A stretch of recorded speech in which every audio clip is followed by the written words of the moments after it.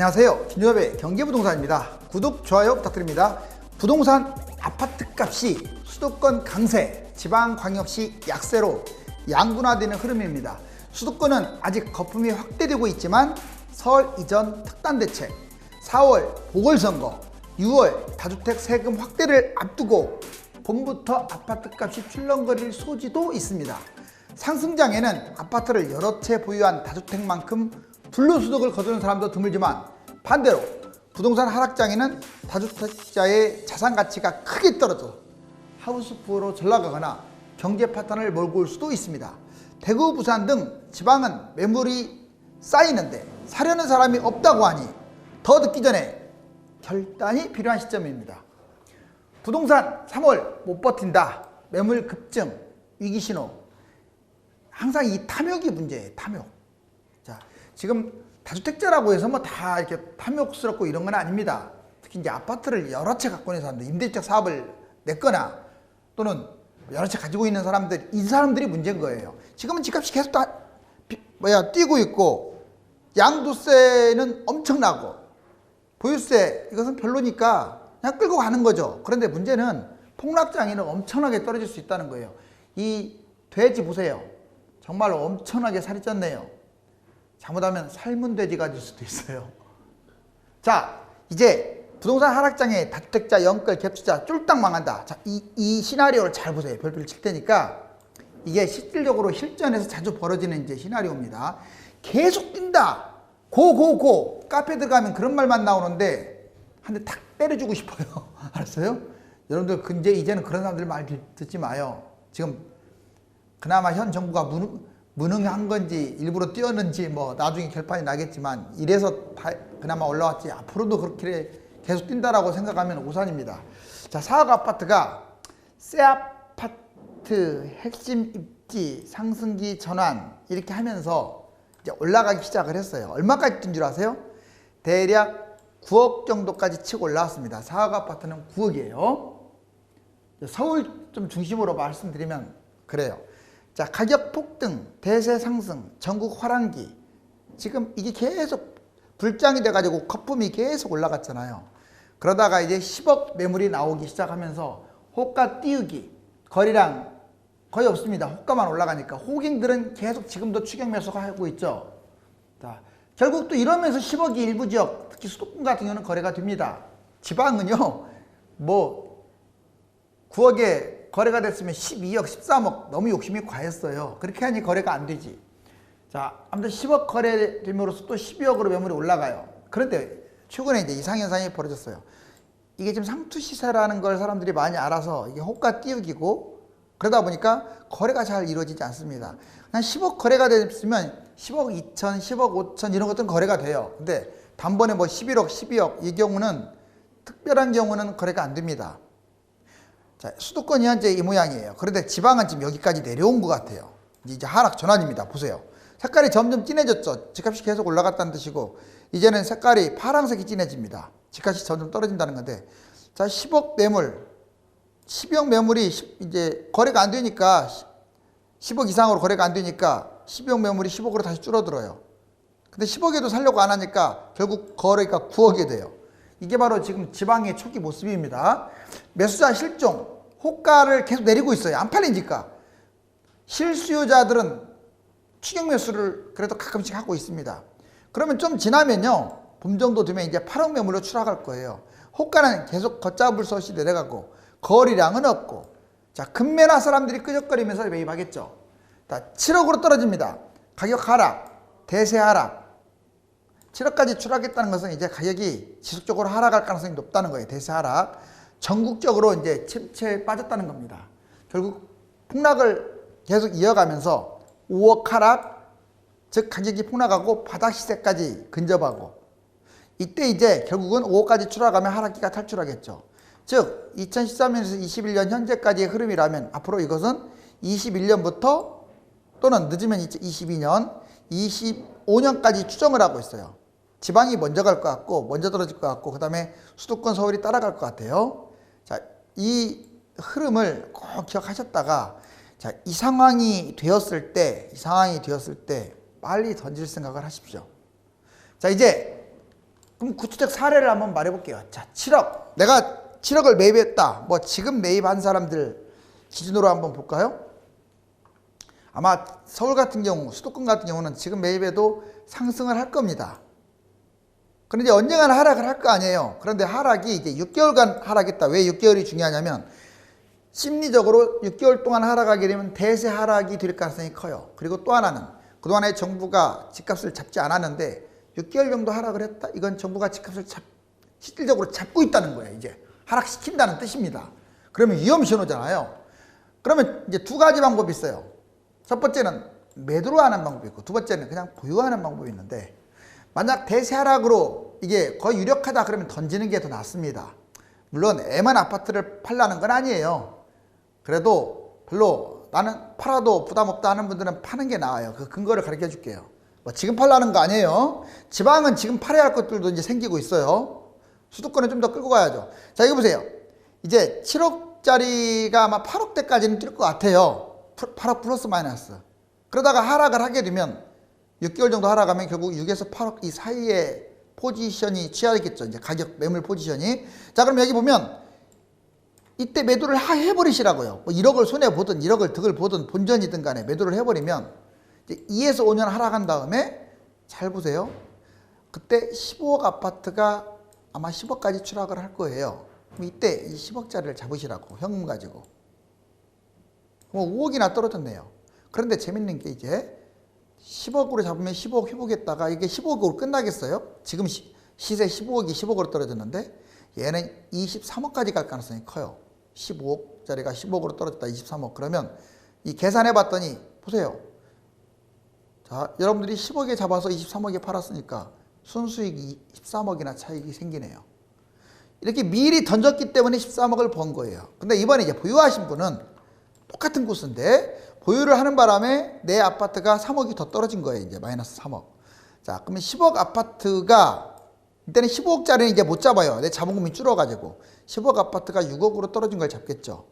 그러면 6억짜리가 이제 6억에 잡아서 15억까지 올라갔으니까 9억이 뛰었네요. 결국은 10억짜리가 15억으로 가는 거예요. 6억으로 떨어졌다가 15억으로 가니까. 근데 문제는 3억이 마이너스가 됐죠. 9억 뛰었는데 마이너스 3억이니까 순수익은 6억입니다. 잘 보시면 미리 매도한 것과 그 다음에 미리 매도하지 못한 거의 가격 차이는 무려 7억이 벌어져요. 7억이. 그러면 이 경우도 있겠네. 그냥 너무 많이 떨어져서 갈아타는 게 아니라 이때 반드시 갈아타야 하는데 안 갈아타고 그냥 얘로 그냥 자기가 보유한 걸로 올인하면요. 제 판단은 순수익은 3, 4억으로 줄어듭니다. 뭔 말인지 아시겠죠? 자, 그러면 정리해보면 자본금 손실을 최소화하려면 하락 초기 때 매도를 하는 게 좋다. 폭락장에 많이 떨어진 아파트를 매입하세요. 이때는 조금 약간 비슷하게 영끌까지는 좀 그렇더라도 뭐 대출 끌어당겨서 집을 잡아도 됩니다. 갈아타기는 반드시 해야 돼요. 갈아타기 안 하면 자산을 불릴 수가 없어요. 이때 갈아타려면 황금성이 무조건 있어야 돼요. 안 팔리는 걸 끌고 가면 뭐 갈아타기가 되겠습니까? 그래서 지금 거래량을 꼭 확인하세요. 자, 이제 다주택, 1주택, 무주택 각각 중요한 게 뭐냐? 이거 진짜 이것도 중요해요. 오늘 한 방송은요. 여러분들 정말 중요한 내용들입니다. 다주택자는 지금 해야 할 일이 뭐냐? 폭락을 대비하는 일이에요. 세금도 줄이면서 폭락을 대비하는 건데 보세요. 집값이 계속 오른다는 생각에서 탈피하세요. 이제 위험할 때가 됐거든요. 자, 막말로 1주택자는 10억짜리가 하나 있다. 그러면 뭐 6억으로 4억밖에 안 떨어지지만 만약 10억짜리를 5개 갖고 있는 사람은 4억이 떨어진 게 아니라 4, 5, 20억이 떨어지는 거예요. 그것도 다주택자들의 단점이 갭 투자를 많이 했단 말이에요.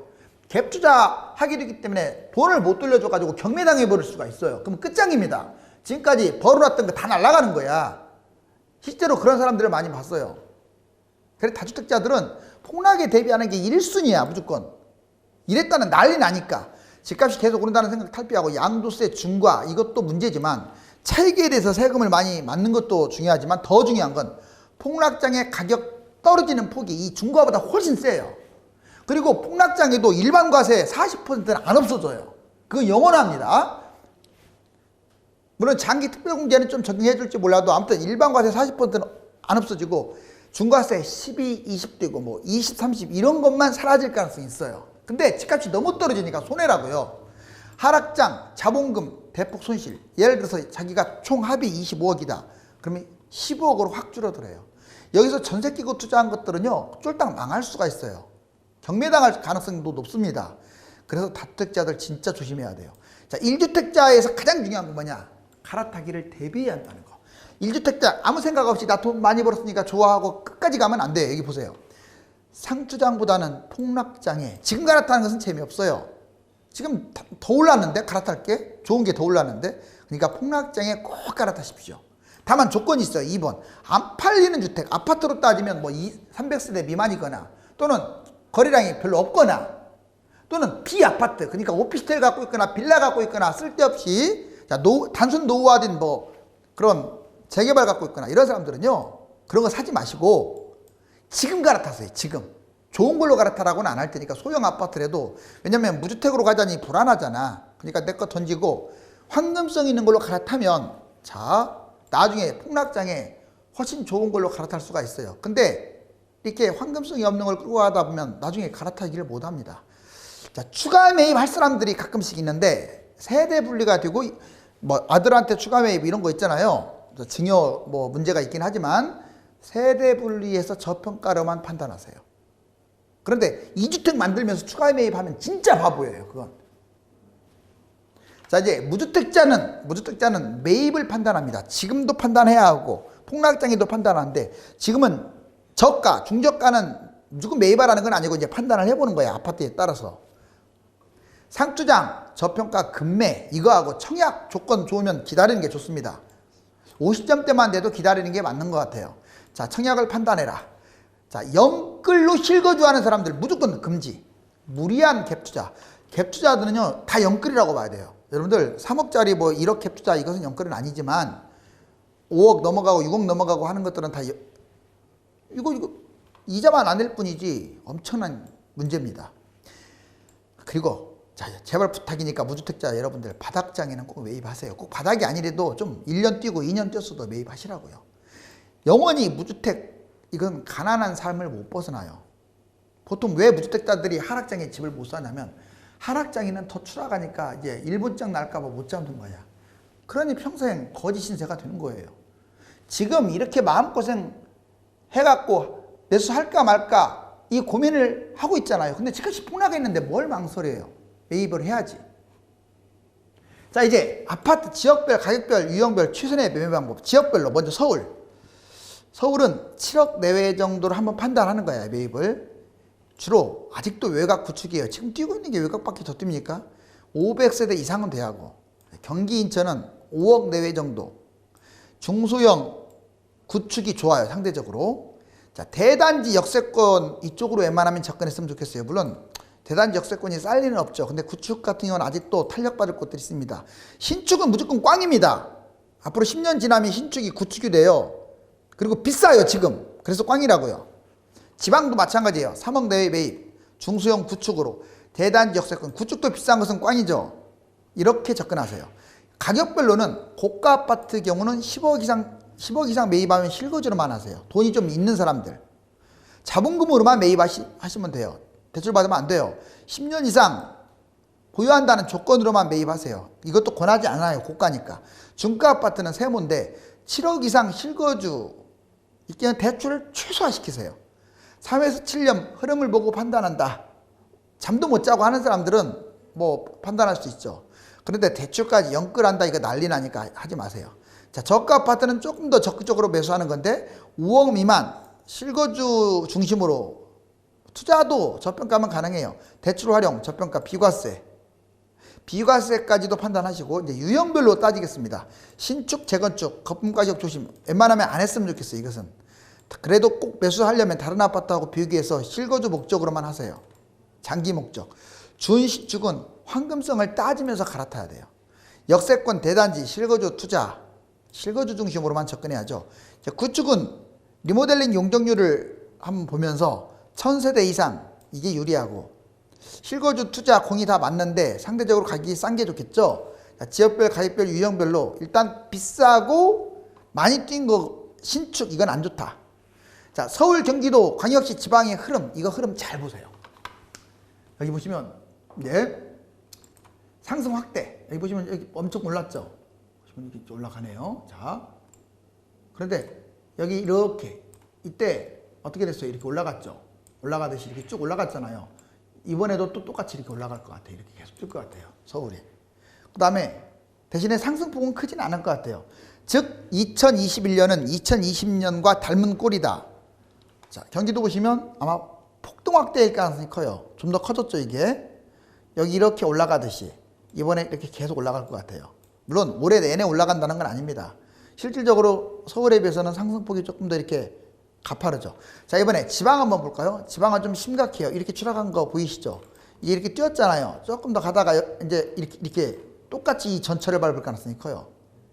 5대 광역시가 특히 위험합니다. 5대 광역시는 왜 위험하냐면 집값이 너무 뛰었어요. 특히 고가 아파트들. 그래서 폭락이 확대될 가능성이 크니까 조심해라. 기타 지방, 중소도시 같은 경우는 많이 뛴 곳과 적게 뛴 곳들이 있는데 상대적으로 덜 뛰었잖아요. 자, 이렇게 추락했죠. 이번에 이렇게 올라왔죠. 또 이 전철. 자, 광역시는 더 급경사. 중소도시는 좀 완경사. 둘 다 하락의 위험성이 이게 높다. 이렇게 추락하는 모습을 그대로 닮아갈 가능성이 크다. 자, 네 군데 제가 구분해드렸어요. 광역시에서 인천은 수도권으로 포함시켜야 돼요. 자, 수도권 아파트 상반기 상승 후에 어떻게 될까? 지금은 뛸 거예요. 여기 710대책에서 떨어졌다가 지금 여기까지 올라왔잖아요. 이거 볼 것 없이 날아갑니다. 자, 어떻게 될까? 아마 제가 보기에는 정부 정책이라든가 코로나라든가 또 뭐 이렇게 보궐선거 대선 결과 이런 거에 따라서 달라질 텐데 좀 올라가다가 하반기 때는 꺾이지 않을까. 지금 여기 보시면 자, 이렇게 했다가 폭락했고 올라갔다가 폭락했고 계속 올라가는데 현재 여기죠. 어떻게 될까요? 좀 더 올라가다가 결국은 빠르면 하반기, 늦으면 내년에 추락할 것이다. 자, 2020년 지역별 아파트 매매가 변동률을 봤더니 자, 여기서 1등이 누굽니까? 작년에 경기도네요. 2등이 누굽니까? 인천이네요. 3등이 수도권, 4등은 지방, 5등이 서울. 2021년도 특히 상반기도 이렇게 그대로 갈 가능성이 커요. 현재도 이대로 가고 있어요. 자, 새 아파트가 낡은 아파트보다 2억 원이 비쌉니다. 1에서 5년 된 거 6억 7천이면 6에서 10년 된 건 6억 2천. 자, 오래된 거 10년 초과 20년 뭐 이런 것들은 4억 4천 2억이나 싸네요. 그러니까 제가 헌아파트로 가라는 거예요. 얘가 상대적으로 덜 떨어지거든요. 물론 헌아파트면서도 비싼 것들은 매수하면 안 되겠죠. 서울 아파트 거품 확대 언제까지 이어질까요? 지금 계속 올라가고 있는, 여기 떨어지다가 다시 또 매수 우위 지수가 올라가고 있습니다. 다행히 최근에 조금 완만해졌죠. 자, 서울 아파트 절반이 신고가입니다. 총 거래 건수 125개 중에서 65개가 신고가. 절반 이상이 신고가라는 것은 지금 서울이 강세라는 뜻이죠. 자, 그런데 2020년 30대 이하 서울 아파트 매매 비중 아직도 영끌이 늘어나고 있어요. 자, 그 다음에 여러분들 조금 상대적으로 가난한 분들이 1분이고 최고 부자가 5분입니다. 5분위까지 나눴을 때. 자, 이 사람들 보니까 1분위가 2천만 원대라면 5분위는 1억 2천 소득이 그래요. 연소득이. 그 다음에 집도 1분위 집이 자, 1억 천이라면 5분위 집은 약 8억 6천으로 보는데 자, 1분위 사는 사람들이 5.3년 걸린대요. 5.3년. 좀 싼 집을 잡았을 때. 근데 1분위 좀 가난한 분들이 비싼 5분위 이걸 잡으려면 40년 걸려요. 근데 5분위짜리들 볼게요. 5분위짜리들은 비싼 것도 7.2년밖에 안 걸려요. 예를 들어 강남을 잡는데도. 근데 이 사람들이 1분위 거 집 싼 거 잡으면 1년도 안 걸려요. 뭔 말인지 알겠죠? 자, 1분위는 싼 주택 잡는데 5.3년 걸리고 비싼 건 40년 걸리고 부자들인 5분위는 싼 거 잡는데 1년도 안 걸리고 비싼 것도 7.2년밖에 안 걸리는데 2, 3, 4분위는 각각 걸리죠. 이 노란 선을 잘 따라가 보면 돼요. 정부의 25번 부동산 대책과 야당 부동산 대책, 뭐 정부의 대책은 이렇고 야당 국민의힘 재개발 재건축 활성화 도심 고밀 고층화 개발 이거 찬성합니다. 용적률을 최대한으로 높여가지고 고층으로 가야죠. 우리나라라고 언제까지 이 낮은 건물만 짓습니까? 집값이 약간 부정적이긴 한데 그래도 고층으로 가야 돼요. 용적률 기준 상향. 근데 분양가 상한제 폐지 이것은 잘못된 거예요. 이건 유지해야 합니다. 과도한 세금 규제 완화, 양도세 중과 폐지 동감합니다. 이것 때문에 지금 매물이 잠겼으니까. 그런데 취득세 인하한다든가 종부세 인하한다든가 이런 것들은 반대합니다. 다주택자들은 오히려 누진세까지 때려버려야 돼요. 보유세 같은 경우는. 자, 세금 폭탄 유발, 공시가격 제도 근본 손질. 공시가격 제도는 적당한 선에서 다만 다주택자들은 세게 때려야 한다. 무주택 지원, DTI, LTV 규제 개선. 대규모 도심 택지 확보로 공급 물량 확보. 물론 공급 물량을 확대해야겠죠. 근데 여기서 이게 좀 야당이잖아요. 참 한심해요, 야당이. 어떻게 여당보다 이렇게 좀 해제하라는 것은 좀 동감하지만 이 사람들 보면 집값을 근본적으로 추락시키는 방법, 즉 다주택에 대해서, 갭투자에 대해서, 부자들에 대해서 확실한 어떤 세금 이런 부분들 이거에 대해서 페널티를 주는 것을 지금 안 하고 있잖아요. 그래서 이 지금 국민의힘이 상당히 좀 문제입니다. 이 사람들도. 자, 결국은 이 집 때문에 폭탄이 터지기 시작하네요. 3월 부동산 이 기설은 지지율이 급락한 정부 여당의 집값 잡기 기대감에다가 코로나 백신이 본격화되며 경제 회복과 함께 금리 인상이 빨라질 것이라는 예측 때문입니다. 집값이 뛰었다고 이익을 보는 것이 아니며 무주택이라고 손실만 보는 것도 아닙니다. 매매와 갈아타기, 소액 투자가 궁금하여 유료 상담을 받을 분들은 1000만 명 부동산의 꿈 카페에 들어가서 전화번호를 보고 전화 주시면 안내해 드립니다. 감사합니다.